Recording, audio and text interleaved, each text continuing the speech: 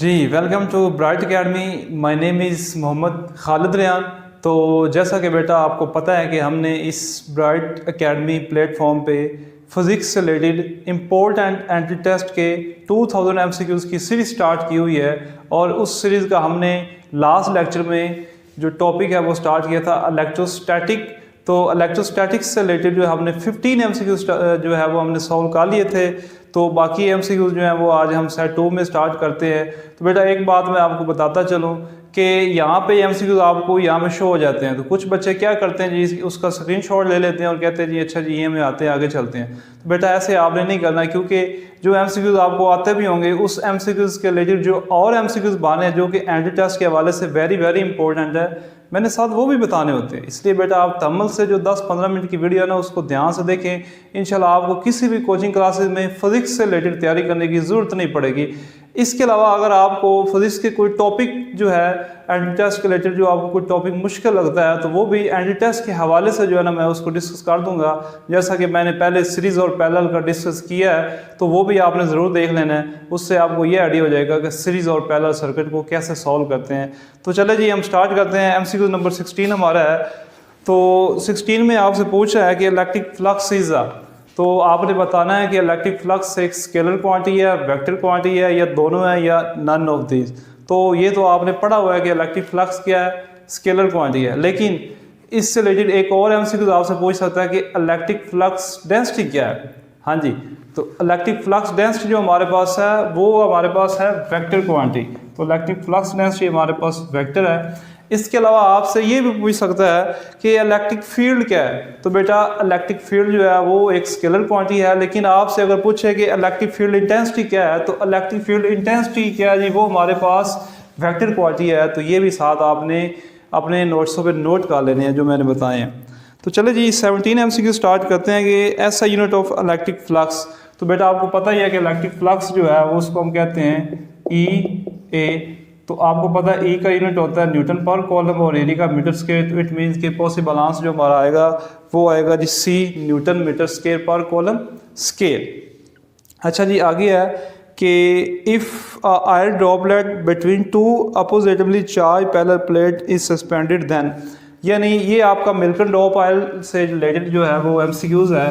आपसे ये कह रहा है कि वो जो चार्ज पार्टिकल है वो सस्पेंड हो गई है। अब आपने क्या किया हुआ था, वहाँ पे मिलकर में दो पैरेलल प्लेट्स जो थी उनके दरमियान में पोटेंशियल डिफरेंस अप्लाई किया था।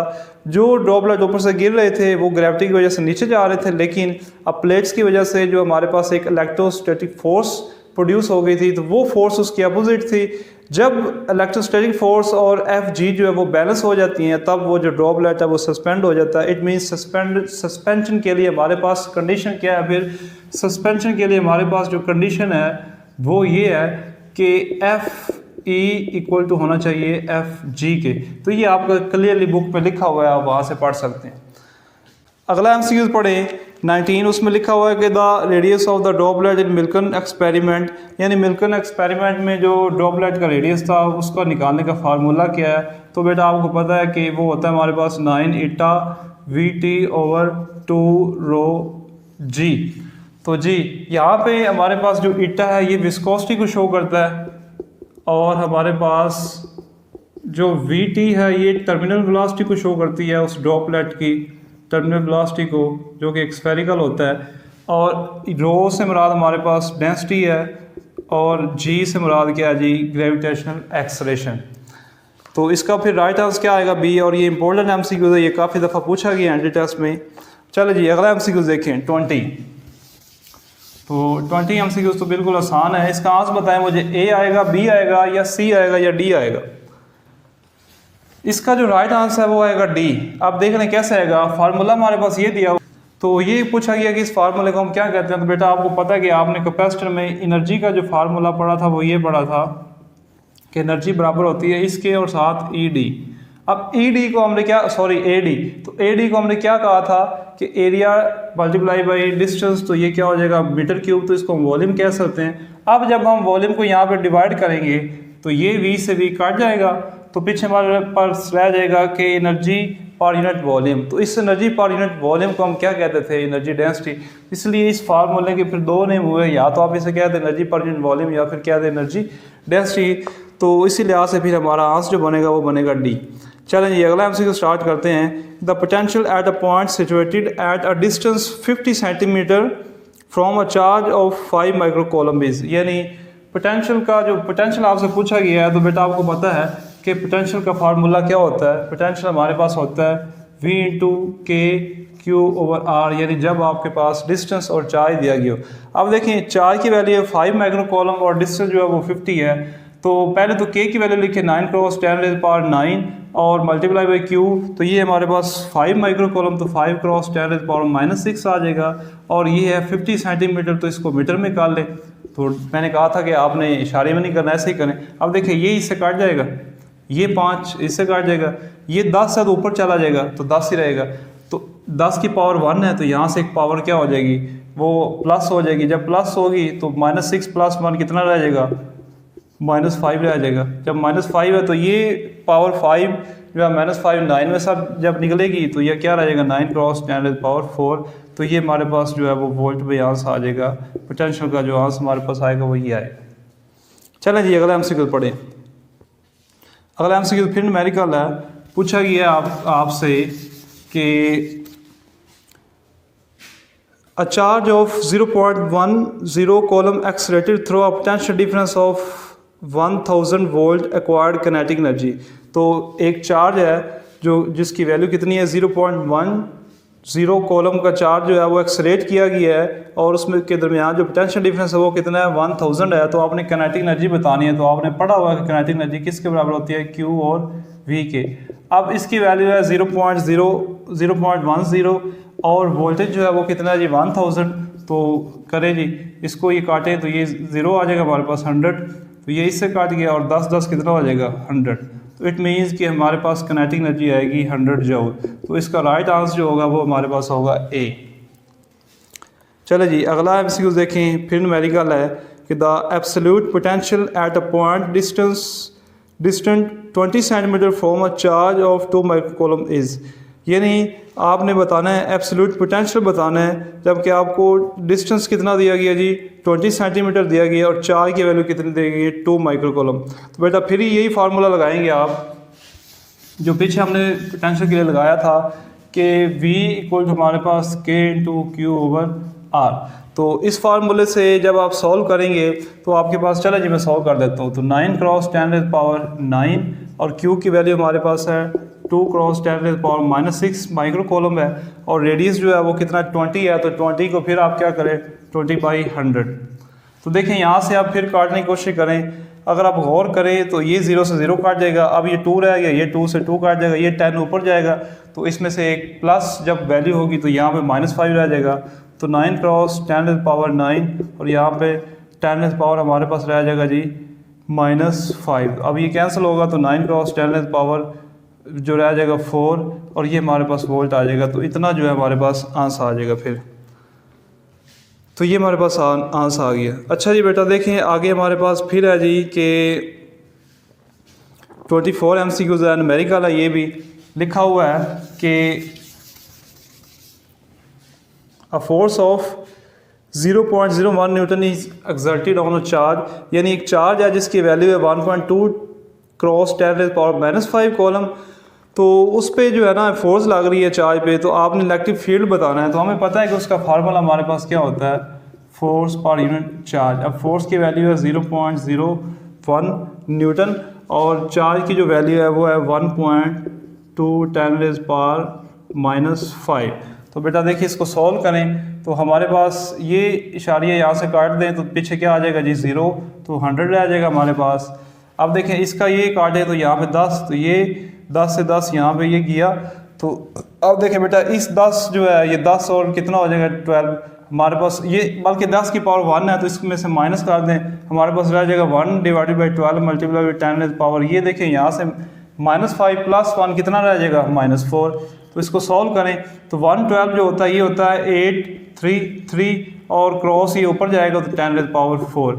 अब 10⁻4 में आपके पास आंसर नहीं दिया हुआ, इसलिए फिर आप क्या करेंगे इसको पॉइंट में करें तो ये बनेगा जी 2 पॉइंट इधर मूव कर दे डेसिमल को तो 8.33 और यहाँ से जो है जब इधर मूव करेंगे तो 10⁻², इसमें से सब्ट्रैक्ट हो जाए तो रह जाएगा 10⁻²। तो ये हमारे पास जो है इसकी वैल्यू आ जाएगी और यूनिट आपको पता है कि न्यूटन पर कूलम आ जाए। ठीक है जी। तो इसके बाद ये 25 MCQs देखें। 25 MCQs वेरी वेरी इंपॉर्टेंट है। आपसे ये कहा गया कि दो मेटालिक स्फेयर है, एक का रेडियस 2 सेंटीमीटर है और दूसरे का 4 सेंटीमीटर है और इक्वल क्वांटिटी ऑफ चार्ज है इनके ऊपर, दोनों के ऊपर, यानी रेडियस अलग अलग है लेकिन चार्ज ऊपर सेम है। तो आपने बताना ये है कि इनमें से किस स्फेयर पे सरफेस चार्ज डेंसिटी ज़्यादा होगी। ठीक है, तो ये आपने बताना है। अब क्या ये इक्वल होगी या ज़्यादा होगी, क्या दोनों में सेम होगी, ये हमने बताना है। तो अब बेटा देखें, हमें पता है कि आपने गाज़ी लॉ में पढ़ा हुआ था कि सरफेस चार्ज डेंसिटी किसके बराबर होती है, चार्ज पर यूनिट एरिया के। अब सरफेस का जो एरिया होता है, स्फेरिकल जो सरफेस है उसका, वो होता है 4πr²। इट मीन्स कि surface charge density is inversely proportional to r²। इसका मतलब है कि अगर r आपके पास स्मॉल होगा तो ये वैल्यू क्या होगी, इंक्रीज़ होगी। अब देखिए बेटा, जिसका रेडियस है कम, वो स्फेयर का जो आपके पास सरफेस चार्ज डेंसिटी है उसकी वैल्यू क्या आएगी, ज़्यादा आएगी। तो इट मीन्स कि इसका आंसर जो आएगा हमारे पास आएगा C, यानी फर्स्ट स्फेयर जिसका रेडियस 2 सेंटीमीटर था वो हमारे पास उसकी सरफेस चार्ज डेंसिटी ज़्यादा आएगी। तो ये आपको वर्डिंग में भी आपसे पूछ सकता है कि अगर आपके पास दो रेडियस हैं तो एक स्फेयर का रेडियस A का ज़्यादा है और B का कम है, तो सरफेस चार्ज डेंसिटी किस पे ज़्यादा होगी, तो जिसका रेडियस कम है उस पे ज़्यादा होगी, तो वो चाहे A हो या B हो। अच्छा जी, आगे है जी 27। Which one of the following correctly names two types of conductor, sorry 26 जो है वो पहले करते हैं। 26 में आपको ये बताया गया है कि इलेक्ट्रिक फील्ड स्ट्रेंथ जो है वो दो पैरेलल प्लेट्स के दरमियान E है और उसका फार्मूला हमें पता है कि क्या होता है, E इंटू हमारे पास V/D। यानी जब आपके पास पोटेंशियल डिफरेंस और डिस्टेंस दिया गया हो तो आप E का ये फार्मूला यूज़ करते हैं। ये इसको हमने पोटेंशियल ग्रेडियंट में पढ़ा था, माइनस साइन यहाँ पे इग्नोर कर दें। अब पूछा ये गया, यहाँ पे पूछा गया आपसे कि जब हम क्या करते हैं जी कि इस वोल्टेज को 4 टाइम्स कर देते हैं और डिस्टेंस को 2 टाइम्स कर देते हैं, यानी डबल कर देते हैं, तो जो नई E आएगी उसे E डैश कह दे, वो क्या होगी। अब देखें, ये 2 से 2 कट जाएगा तो हमारे पास क्या बचेगा जी, 2VD। अब E डैश जो है, E डैश हमारे पास आ जाएगा 2 और ये VD का मतलब क्या है कि E, इट मीन्स कि इसकी जगह पे E आ जाएगा तो हमारे पास आंसर आएगा जी 2E। तो ये जी हमारे पास राइट आंसर आया फिर B। अगला MCQ 27 है, ये भी इंपॉर्टेंट है, ज़रा पढ़ें इसको। इसमें आपसे ये पूछा गया है कि आपके पास जो नीचे आपके ऑप्शन दिए हैं उनमें दो टाइप्स लिखे हैं, आपने बताना है इन दोनों बताना है कि कौन सी ऐसी MCQs है, सॉरी ऐसा हमारे पास ऑप्शन है जिसमें दोनों में जो चार्ज ट्रांसफ़र हो रहा है वो पॉजिटिव आयंस की वजह से हो रहा है। तो चलें जी हम देखते हैं। पहला जो हमारे पास ऑप्शन है उसमें ये है कि मेटल्स एंड लिक्विड्स इलेक्ट्रोलाइट्स। अब देखिए, मेटल्स में इलेक्ट्रॉन्स के होते हैं और लिक्विड इलेक्ट्रोलाइट्स में डेफिनेटली पॉजिटिव आयंस मूव करते हैं, लेकिन मेटल्स में नहीं करते, इसलिए ये पॉसिबल आंसर नहीं होगा। बी में देखें, एन टाइप सेमीकंडक्टर और लिक्विड इलेक्ट्रोलाइट्स। अब लिक्विड में तो होता है, लेकिन आपके पास जो एन टाइप है उसमें जो फ्री जो इलेक्ट्रॉन्स की मूवमेंट होती है, इसलिए उसमें भी नहीं होगा। सी में फिर है एन टाइप है, साथ आयोनाइज गैसेस है, तो गैसेस में हमें पता है कि पॉजिटिव आयंस की वजह से जो करंट फ्लो करता है, इसलिए आयोनाइज गैसेस होंगी, लेकिन एन टाइप फिर नहीं है। लास्ट में देखिए तो लिक्विड भी दिया गया है और आयोनाइज गैसेस भी दी गई हैं, तो इट मीन्स कि लिक्विड इलेक्ट्रोलाइट में भी हमने देखा था कि पॉजिटिव जो है चार्ज फ्लो करते हैं और आयोनाइज गैसेस में भी आयंस की वजह से जो करंट फ्लो होता है, तो इट मीन्स कि हमारे पास जो आंसर आएगा वो क्या आएगा, डी आएगा। अच्छा जी, 28 MCQs देखें जो कि वेरी वेरी इंपॉर्टेंट है। पूछा गया है कि there are 2 charges of 1 microcoulomb and 5 microcoulomb placed at certain distance, the ratio of the forces acting on each other will be. कि 2 चार्जेस है, दोनों चार्जेस में जैसे हमने कॉलम में पढ़ा था कि एक को हम Q1 कह दें और दूसरे को क्या कह दें जी, Q2। ये 2 चार्जेस हैं, एक की वैल्यू उसने क्या बताई है जी 1 माइक्रोकूलम और दूसरे की आई थिंक 5 माइक्रोकूलम बता दी है। तो ये कह रहा है कि इन पे जो फोर्स लगेगी, यानी इस पे जो फोर्स लगेगी F और इस पे जो फोर्स लगेगी F, दोनों का रेशो आपने बताना है कि इसको आप 1 कह दें, F2 कह दें, कि ये इनके दरमियान में डिस्टेंस है, तो ये फोर्सेस की रेशो क्या होगी। तो रेशो में देखिए आपके पास आंसर है 1:5, 1:1, 5:1 और 1:2, 5। अच्छा बेटा देखें, आपने कॉलम लॉ में ये पढ़ा था कि F12 equal to minus F21। It means के चार्जेस के दरमियान में जो फोर्सेस लगती हैं, चार्जेस दोनों चार्जेस पे जो फोर्स लगती है इलेक्ट्रोस्टैटिक, वो दोनों की इस पे जो लग रही है और इस पे जो लग रही है वो दोनों इक्वल होती हैं। जस्ट डिफरेंस किसका होता है, माइनस साइन का मतलब कि अपोजिट होती हैं, लगती इक्वल है, चाहे इसकी वैल्यू ज़्यादा हो या इसकी ज़्यादा हो। इससे वैल्यू में चार्जेस के दरमियान वैल्यूज़ की डिफरेंस हो सकता है, यानी दो मुख्तलिफ चार्ज हों भी फोर्स दोनों पे सेम ही लगेगी। इसलिए हमारे पास अगर मैं इसको मान लूँगा ये भी एफ ही है और ये भी एफ ही है, तो जब मैं इसको डिवाइड करूँगा तो ये हमारे पास क्या बनेगा, 1:1। तो इट मीन्स ये याद रखना है आपने, कॉलम लॉ में चार्जेस की वैल्यू चाहे आपके पास डिफरेंट हो, लेकिन ईच चार्ज पे फोर्स जो लगेगी वो सेम ही लगेगी। चलें जी, अगला देखते हैं कि if a field force of 1 newton acts on a test charge of 1 micro coulomb then the strength of electric field. तो बेटा ये तो बिल्कुल सिंपल है कि ई बराबर हमारे पास होता है फोर्स पर यूनिट चार्ज। तो फोर्स की वैल्यू 1 न्यूटन है और चार्ज जो है वो 1 माइक्रो कॉलम है, तो आपके पास आंस जो आएगा वो क्या आएगा जी, वो आपके पास बी आंस आएगा, 1 न्यूटन माइक्रो कॉलम। अगला देखें, वेरी वेरी इंपॉर्टेंट एमसीक्यूज है ये भी, 30 कंसेप्चुअल है थोड़ा सा। Two opposite charges each of magnitude 10⁻⁹ micro coulomb are separated by a distance of 9 metre. The electric potential at a point midway between them. यानी दो चार्जेस हैं, एक चार्ज हमारे पास ये है और एक ये है, तो वो ये कह रहा है कि दोनों की मैग्नीट्यूड इक्वल है, एक पॉजिटिव चार्ज है और एक जो है वो नेगेटिव चार्ज है। मैग्नीट्यूड दोनों की इक्वल है, यानी कि हम कह सकते हैं ये भी वैल्यू क्यू है, ये भी क्यू है, जस्ट साइन का डिफरेंस है, एक पॉजिटिव है एक नेगेटिव है। तो वो ये कहता है कि इनके दरमियान में जो डिस्टेंस है ना वो है 9 मीटर। अब सेंटर पे वो कह रहा है कि जो पोटेंशियल की वैल्यू होगी वो क्या होगी। तो सेंटर पे यानी इधर से ये भी 4 मीटर हो गया और ये भी तकरीबन 4 मीटर हो गया, और ये सेंटर वाला जो 1 मीटर दरमियान में जो कि आ रहा है, अब मिड में आ रहा है, तो इसका दोनों तरफ डिस्टेंस जो हमारे पास इक्वल होगा। तो अब आपसे पूछ ये रहा है कि वोल्टेज की वैल्यू क्या होगी, पोटेंशियल डिफरेंस सेंटर पे क्या होगा। तो बेटा देखिए, जब भी एक पॉजिटिव चार्ज हम लें और एक नेगेटिव लें तो इसे हम कहते हैं डाईपोल। डाईपोल के लिए जो हमारे पास पोटेंशियल का फार्मूला होता है वो होता है 1/4πε0, यानी कि K into Q/R1 minus Q/R2। अब देखिए दोनों की मैग्नीट्यूड है सेम, इट मीन्स कि Q सेम रहेगा। अब डिस्टेंस भी दोनों के दरमियान, चूंकि मिड में है तो दोनों के दरमियान डिस्टेंस भी सेम है। जब डिस्टेंस सेम है इट मीन्स कि ये और ये वैल्यू क्या हो जाएगी, कैंसिल आउट। जब कैंसिल होएगी तो हमारे पास क्या आएगा जी, 1/4πε0 और ये वैल्यू 0, तो टोटल आंसर हमारे पास आएगा 0। इसलिए यहाँ पे पोटेंशियल की वैल्यू मिड में 0 होगी, तो ये आपने याद रखना है, इसका आंसर आएगा जी हमारे पास बी। तो चले जी, आज के लिए इतने ही एमसीक्यूज काफ़ी हैं।